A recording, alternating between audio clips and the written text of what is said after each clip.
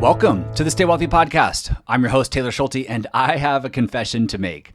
I lease my car. In fact, I've leased 3 different cars over the last 10 years, and my wife, she leases her car as well. Now, before my friend and occasional guest host of the show, Jeremy Schneider, shows up at my house with a spreadsheet to show me how bad of a financial decision this is, let me try and defend myself and share a little bit more about my thinking today. First, to preface this entire episode, one of the most common phrases you've likely heard me say on this podcast over the years is that when it comes to financial decisions, there's the textbook answer and then there's your answer. And as long as your answer doesn't put your financial plan in jeopardy, I typically don't have a problem with it. While I might be able to use an even bigger spreadsheet than Jeremy to prove that leasing a car is the textbook answer, I'm okay bowing out of this debate and just saying that even if the numbers don't crunch, I'm still very happy and confident with our decision. And before I share my rationale behind that decision, let's start by reviewing some statistics on the true cost of owning a car.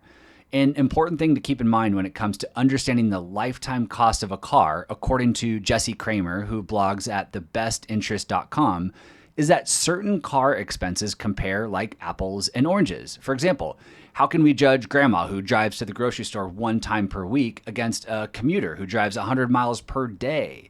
Or how do we compare cost per mile, like gas and oil changes, against costs per time, like yearly registration and inspections? Well, thankfully, we have data to help us make these comparisons. And we have people like Jesse who are kind enough to comb through it all and help create a single consistent metric for evaluating the cost of a car. The first 2 assumptions that he had to make were how long people own their car for and how far people drove each year on average. Through a number of different sources, he determined that the average lifetime of a car is 15 years, and on average, people drive 13,500 miles per year, or 202,500 total miles over the 15-year life cycle of a car. Taking it a step further, he determined that there are 6 major costs when it comes to owning a car: purchase and depreciation costs, financing costs, maintenance and repair, fuel, registration and inspection costs, and insurance. I will link to his entire article in the show notes, which you can find by going to youstaywealthy.com/120 if you want to geek out on all the numbers and charts for each of those different categories. But to keep it simple and summarize for everyone here today, he determined that on average, the total cost to own and drive a $30,000 car over its 15-year life is $91,200 or 45 cents per mile. The biggest expense is likely no surprise, and that is depreciation, which came in at almost 15 cents per mile or 1/3 of the total cost of car ownership. On average, a new car depreciates by 11% the minute that you drive it off the lot. It then depreciates another 10% of its original value per year for the next 5 years, and then it starts to slow down from there. Really quick, going back to his estimate of 45 cents per mile, you might know that the government's current mileage reimbursement rate is 56 cents per mile. So perhaps Jesse's estimates were a little low, or the government is taking into consideration that not everyone drives an average car. Either way, somewhere between 45 cents and 56 cents seems to be a reliable number to lean on, at least as a starting point. One of the most surprising conclusions from Jesse's long form analysis was that the cost of buying a used car is, on average, the same as buying a new car. To make the math simple and the variables consistent in his analysis, he looked at a brand new Subaru Outback with a few extra upgrades that sells for $30,000, the same $30,000 he used in the example to determine the total cost of owning a $30,000 car, which again, he came in at about $91,000 over 15 years. So to compare and contrast, he found a 3-year-old Subaru Outback with 40,500 miles, selling for $23,000. After crunching all of the numbers, which are detailed out in the article that I'm linking to, again, if you want to get into the weeds, he concluded that driving this used Subaru car from 40,500 miles through the end of its life at 202,500 miles, which again is the average lifetime of a car, it would cost about $49,000. So with the total cost of $49,000 in his hands, he then added back the initial cost of the car, which again was $23,000, to arrive at a grand total cost of owning this used Subaru Outback of $72,000. Now, since we're only able to drive this car for 161,000 miles, again, that's 202,500, the total miles of a car, the lifetime of a car, minus the 40,500 that's already been driven. Remember, you bought this car used. We essentially just divide 72,500 by 161,000 miles, and we arrive at a total cost per mile of 45 cents, which is the exact same cost of buying a new car. Now, I know every used car has its own story, and there are a ton of variables and assumptions that you can play around with and make, but he just suggests that on average, new cars and used cars cost about the same over their entire life, that the market solves for inefficiencies and prices actually end up properly balancing out. More than anything, and I really want to highlight this, he suggests that this is the starting point for the new versus used car debate. In other words, let's just start with the assumption that on average, the cost of buying a new car versus a used car are likely going to be very similar over the lifetime of a car. From there, you then might be able to make some educated and informed decisions in order to find a better deal and put yourself in the best possible position to reduce the total cost of owning that car. But in the end, nothing is guaranteed. We don't have a crystal ball. There are a lot of unknowns about the future of that car that nobody can predict. And even the smartest auto purchase based on the nerdiest analysis can backfire on us. Which leads us all the way back to where I started today's episode. One of the biggest reasons that I prefer leasing to buying is that it reduces my risk of large and unplanned maintenance costs, i.e. bad luck.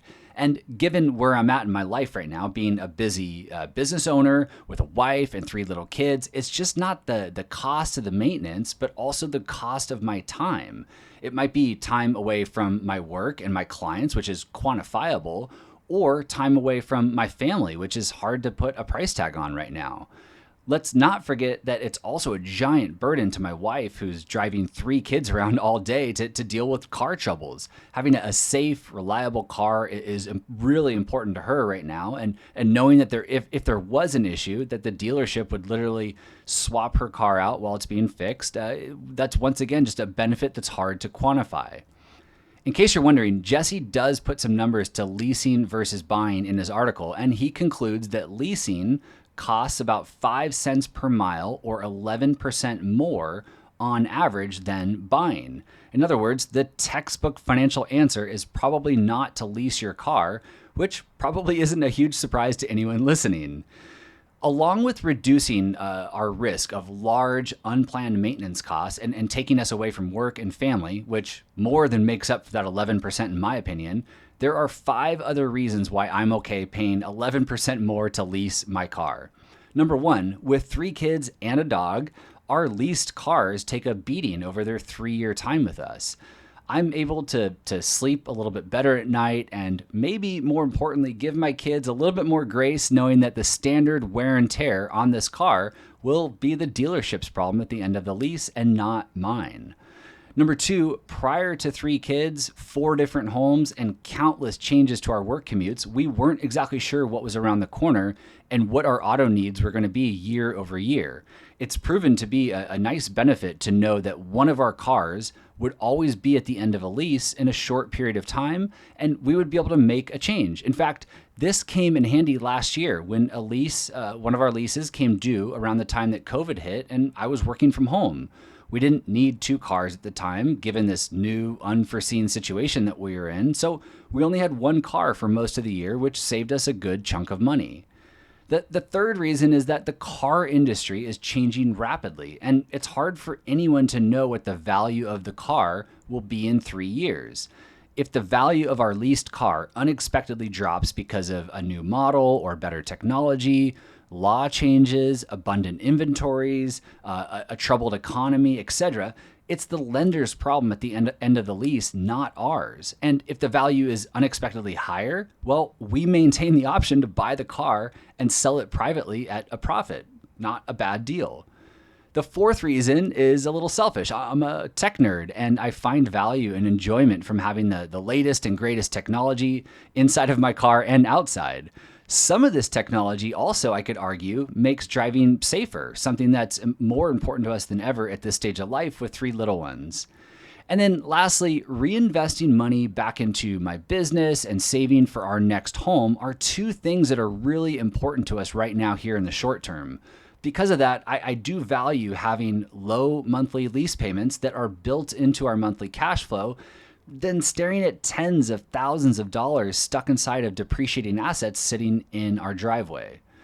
While those 5 reasons I know are tough to quantify, and maybe you don't agree with some of them, I'm more than happy paying an extra 5 cents per mile. Or let's just say that Jesse's math was way off and it's 10 cents per mile.